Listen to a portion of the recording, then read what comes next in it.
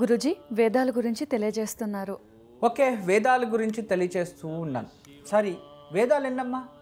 4. 4. Yes, 4 వేదాలు. వేదాలని సృష్టించిన వారెవరు? భగవంతుడు. సరే, వేదాలు సృష్టించిన వాడు భగవంతుడు, మంచి నిర్ణయమే. ఎప్పుడు సృష్టించాడు? సృష్టి ఆరంభంలో. Yes, very good.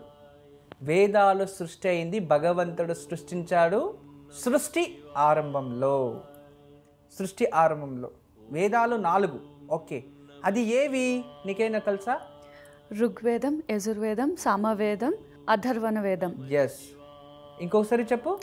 ఋగ్వేదం, సామవేదం, యజుర్వేదం, అథర్వణ వేదం. 4 వేదాలు. కానీ వాళ్ళు ఫస్ట్ వచ్చింది ఋగ్వేదం, సెకండ్ యజుర్వేదం, థర్డ్ సామవేదం, 4వది అథర్వణ వేదం.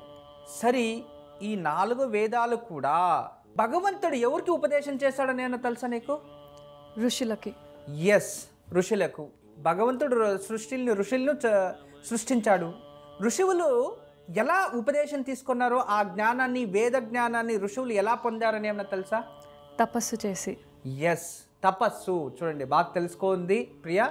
తపస్సు అంటే యోగా మరియు ధ్యానంలో కూర్చొని సమాధి వ్యవస్థకు వెళ్ళి ఆ ఒక వేద జ్ఞానాన్ని భగవంతుని నుంచే పొందారు.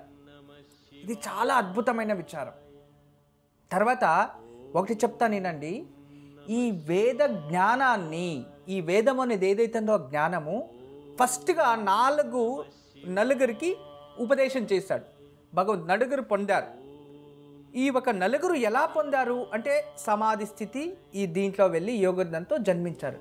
కానీ ఆ భగవంతుడు ప్రప్రథంగా వేదాన్ని ఎవరికి అంటే ఏ వేదాన్ని ఉపదేశం చేశారు? చూడండి, జాగ్రత్తగా వినండి. ఎవరికి ఏ ఒక వేదం ఫస్ట్ ఉపదేశం అయింది అంటే ఆ జ్ఞానాన్ని పొందారు అంటే, ఇప్పుడు ఋగ్వేదము మీకేనా తెలుసా? ఎక్కడైనా చదువుకున్నారా? అగ్నిదేవుడికి. ఎస్, ఋగ్వేదం ప్రప్రథంగా అగ్నిదేవుడికి.